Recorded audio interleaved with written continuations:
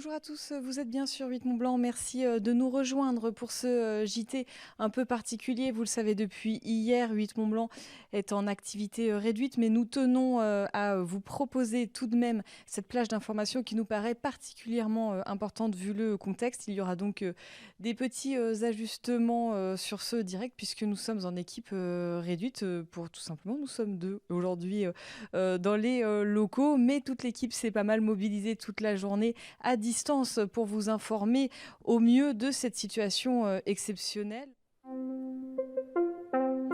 Le silence, les rues désertées, la France confinée, c'était il y a un an, jour pour jour. Le 17 mars 2020, nous connaissions notre premier confinement à Chambéry, Aix-les-Bains, Annecy ou encore en station Auxésie à Morzine. La vie se figeait, les attestations de déplacement faisaient leur apparition. Cette mesure exceptionnelle qui devait durer 15 jours au départ a duré finalement plus de 2 mois. Télétravail, comme vous l'avez vu sur cet extrait du JT de l'année dernière sur 8 Mont Blanc, mais également isolement. Les Français se sont adaptés à ce nouveau quotidien. Un an après, la crise sanitaire est loin d'être terminée. Vaccins suspendus, variants inquiétants, indicateurs à la hausse. La fin du tunnel ne semble pas pour tout de suite. Un reconfinement de la région Île-de-France est même pressenti. Merci d'être avec nous sur 8 Mont Blanc. Nous sommes ensemble pour un nouveau journal en cette date anniversaire. Et voici tout de suite les titres de ce mercredi 17 mars 2021. Quels sont vos souvenirs de ce premier confinement? Emmanuel Jaude s'est rendu à Évian-les-Bains pour poser la question à des passants ou encore à des commerçants. Leur témoignage est à suivre dans ce journal. La solidarité est aussi de mise dans ce contexte si particulier et elle s'invite chez nos boulangers. Jean-Paul Crespi s'est rendu dans un petit village de Haute-Savoie participant à l'opération Baguette suspendue. En un an, la Covid-19 a fait plus de 90 000 morts dans notre pays, dont plus de 9 000 dans les hôpitaux d'Auvergne-Rhône-Alpes, plus de 5 000 dans les EHPAD de la région. Je le disais en titre, ce 17 mars marque le premier anniversaire du confinement en France. Un souvenir qui a forcément marqué très fortement les esprits.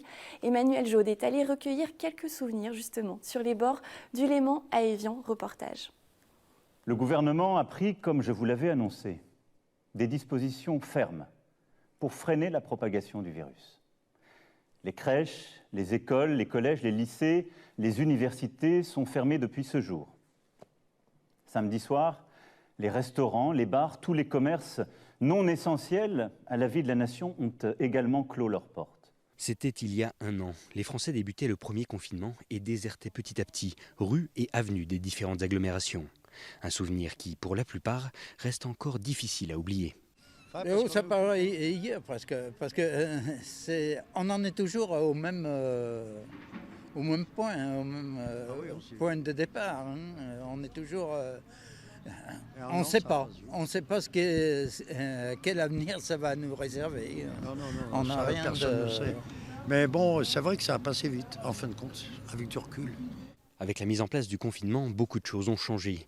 Il a fallu adopter de nouvelles habitudes tout en oubliant les anciennes. Une page de tournée pour la population qui a toujours un peu de mal à prendre du recul.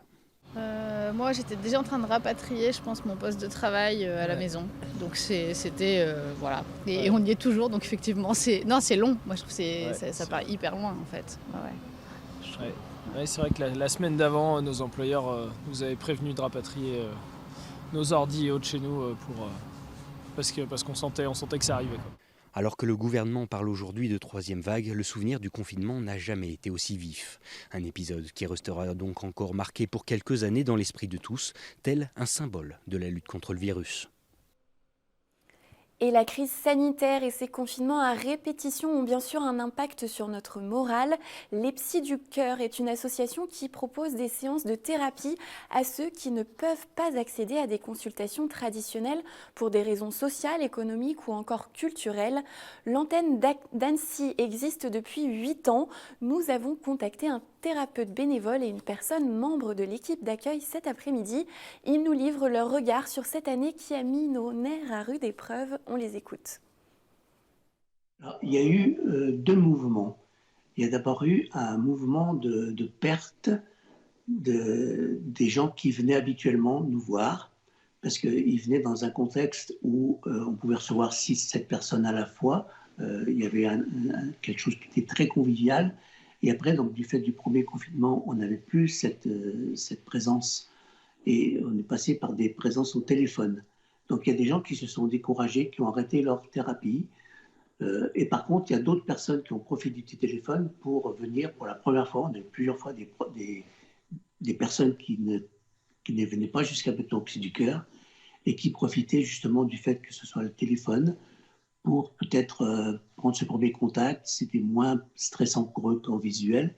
Et par exemple, il y en a plusieurs pour qui c'était l'occasion de dévoiler des secrets qui jusque-là n'avaient jamais été dits. Donc on a ces deux mouvements, mais dans l'ensemble, on pourrait dire qu'on a eu quand même une baisse importante de nos consultations. Et ça, c'est vrai pour les Psy du Cœur et c'est vrai aussi dans nos cabinets. Effectivement, les gens ne vont pas très bien en ce moment, mais paradoxalement, les permanences ne sont pas débordées. C'est un peu la conclusion. C'est comme si les gens étaient là, ne croyaient plus à rien. Finalement, ils restaient très confinés aussi à l'intérieur d'eux-mêmes. Et un peu perte du sens de la vie, difficulté à se retrouver dans les différentes informations contradictoires qu'on a à droite à gauche. Donc c'est très perturbant. Une très grande lassitude, y compris une lassitude de vie, quoi. Oui. À quoi ça sert de vivre, enfin, on sent beaucoup ça, notamment dans les consultations individuelles. J'ajoute que si vous souhaitez retrouver plus d'informations, vous pouvez consulter toutes les infos sur le site lespsyducoeur.fr. L'actualité, c'est aussi cette plainte du syndicat national des moniteurs de ski français. La plainte vise le syndicat interprofessionnel de la montagne, une jeune organisation syndicale qui accuse de détournement de fonds des moniteurs et des ESF lors de cette crise sanitaire. Une dénonciation calomnieuse d'après le syndicat des moniteurs. Consterné, il dénonce avec force ces accusations d'escroquerie et de détournement de fonds publics pour une prétendue fraude au fonds de solidarité. Le SNMSF représente 17 000 moniteurs. Il a décidé par la voix de son avocat, le maître Olivier Baratelli, de déposer une plainte auprès du procureur de la République du tribunal judiciaire de Paris à l'encontre donc du CIM-CFDT. Nous restons dans l'univers du sport avec mon invité du soir, Sébastien Médan, directeur de la course Châtel-Chablais-Lehman Race. Bonsoir. Bonsoir. Merci de me rejoindre sur ce plateau.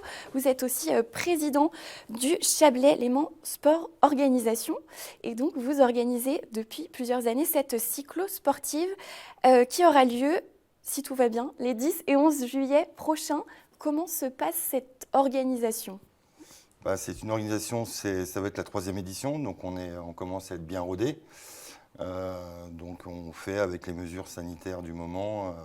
Ça s'est bien passé l'an dernier, malgré ces mesures. Et puis on subit encore cette année ce Covid, donc attendons la suite des événements. C'est une course qui a un tracé qui se situe entre France et Suisse. Est-ce que ça pose justement des difficultés dans ce contexte ? C'est un tracé franco-suisse qui est magnifique. Donc la première édition s'est super bien passée. L'an dernier, on a dû changer nos plans au dernier moment puisqu'on n'avait pas le droit d'avoir des pelotons de plus de 250 coureurs. Donc on a dû revoir le grand circuit en dernière minute pour faire un circuit 100% chablaisien.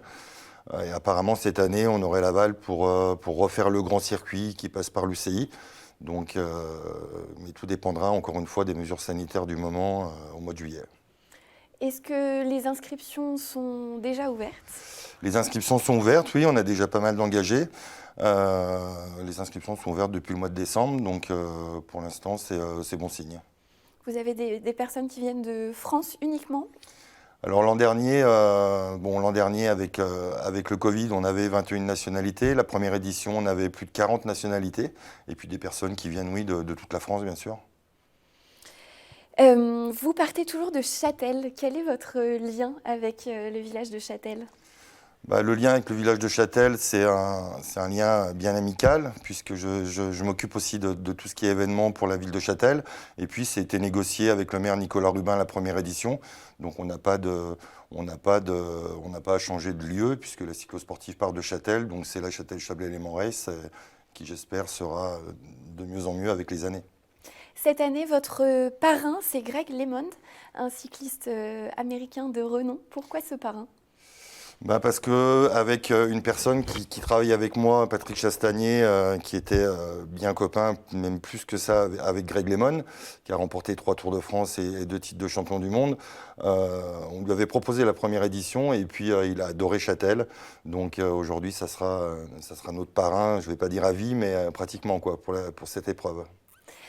On parle de cette course, mais vous en organisez d'autres, notamment la Cycling Race à Thonon. Enfin, vous allez l'organiser oui, pour la donc, première fois cette année. oui, ça sera la première édition, le 4 et 5 septembre, avec une épreuve gravel et puis 2 circuits cyclosportifs, un circuit de 100 km et un circuit de 140 km.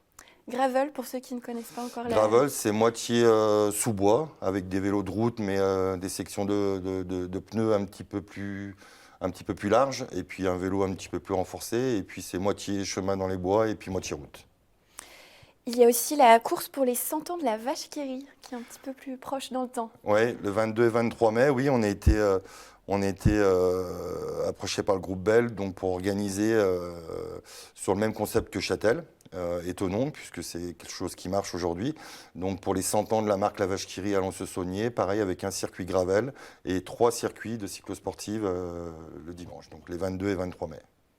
Toutes ces courses, c'est une façon de faire rayonner le vélo dans le Chablais ? C'est une façon de faire rayonner le vélo dans le Chablais, c'est surtout la promotion des villes organisatrices, c'est la promotion d'un territoire, la promotion du département et d'une région.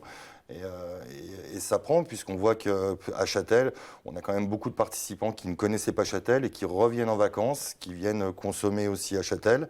Donc c'est bien pour la région et la ville.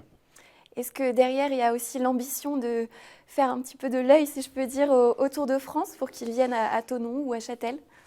Thonon s'est porté candidat cette année pour le Tour de France. Et puis Châtel, ça fait déjà pas mal d'années que le maire Nicolas Rubin postule. Donc on espère, dans un avenir proche, ou voilà, que ASO pense au Chablais. Dans ce contexte, le vélo a plutôt la cote. Vous l'avez noté, vous aussi ? Oui, je pense qu'il y a de plus en plus de personnes qui se sont mis, depuis notamment ce problème de Covid, le confinement. On voit toutes les marques qui explosent dans les ventes de vélos. Aujourd'hui, c'est vraiment compliqué à acheter un vélo et à l'avoir tout de suite. Il faut plusieurs mois de délai. Donc oui, je pense que le vélo explose de plus en plus. Et particulièrement le vélo électrique ? Surtout le vélo électrique. Merci beaucoup Sébastien Médan d'avoir été avec nous. On suivra la Châtel Chablais Léman Race cet été. Donc je rappelle les dates, les 10 et 11 juillet, si tout va bien. Si tout va bien. Merci à vous. Merci beaucoup. Depuis le 12 mars, à l'initiative de l'association Pays Rochois en transition, 4 boulangeries du territoire ont décidé de se retrouver derrière un projet solidaire, la baguette suspendue. Le principe est simple, lorsque vous achetez une baguette, vous avez la possibilité d'en acheter une deuxième qui sera mise à disposition d'une personne en situation précaire. Jean-Paul Crespi s'est rendu dans le petit village de Saint-Laurent à la rencontre d'une boulangerie qui participe à l'opération Reportage. Le principe est simple, vous achetez 2 baguettes et l'une d'elles sera suspendue, c'est-à-dire laissée en attente pour être offerte à une personne en situation de précarité qui en fait la demande ou redistribuée à une association locale d'entraide. Un geste simple, une redistribution solidaire qui implique directement les clients d'un commerce en leur demandant d'agir pour les autres. En Pays Rochois, 4 boulangeries ont été séduites par cette initiative. Leurs boulangeries sont ainsi devenues, le temps d'un achat, des lieux de partage. C'est important, la solidarité, de pouvoir aider les autres, de pouvoir partager comme ça. Voilà, on a tous quelque chose à offrir. Des fois, c'est juste une baguette et puis c'est quelque chose de très important pour quelqu'un d'autre. Les boulangeries solidaires affichent le nombre des baguettes déjà payées et en attente à l'entrée de leur commerce. À l'origine de cet élan de solidarité, l'association Pays Rochois Transition, dont l'objectif est d'accompagner vers une transition citoyenne de façon écologique, sociale et solidaire, les citoyennes et les citoyens du Pays Rochois. Séduit, c'est vraiment, encore une fois, un élément qui nous paraît assez simple de recréer justement de la solidarité.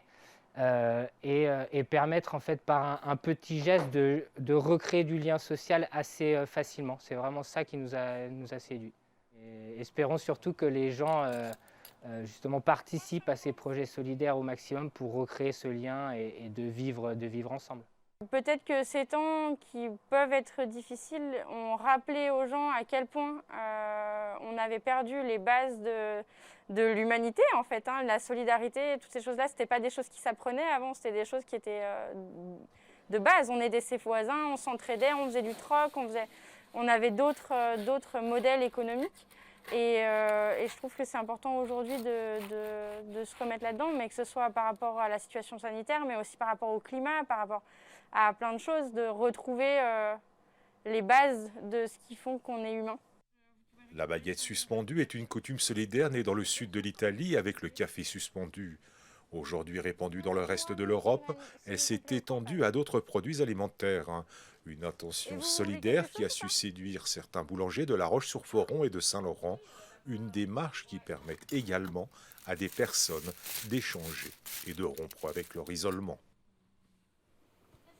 En bref, les collèges et lycées Saint-Michel d'Annecy sont fermés. Plusieurs cas de Covid, une quarantaine de cas de Covid ont été détectés. Il y a notamment beaucoup de cas de variants sud-africains. Par précaution, les établissements collèges et lycées ont donc été fermés. Ils devraient rouvrir leurs portes dès lundi pour les 1600 élèves. L'école primaire, elle, reste ouverte. À noter que l'internat est également fermé. C'est la fin de ce journal, merci de l'avoir suivi. Nous nous quittons en images avec de la neige. Elle a fait son grand retour et est tombée en quantité sur nos massifs ces derniers jours. Voici donc un petit florilège de nos paysages encore hivernaux. Merci à Sébastien Germain pour cette petite compilation des stations de Samoin et de Valloire. Je vous souhaite une très belle soirée en notre compagnie. Restez avec nous. Dans un instant, un nouvel épisode de Panorama consacré cette semaine à la station de Bessan. Je vous dis à demain. Prenez bien soin de vous.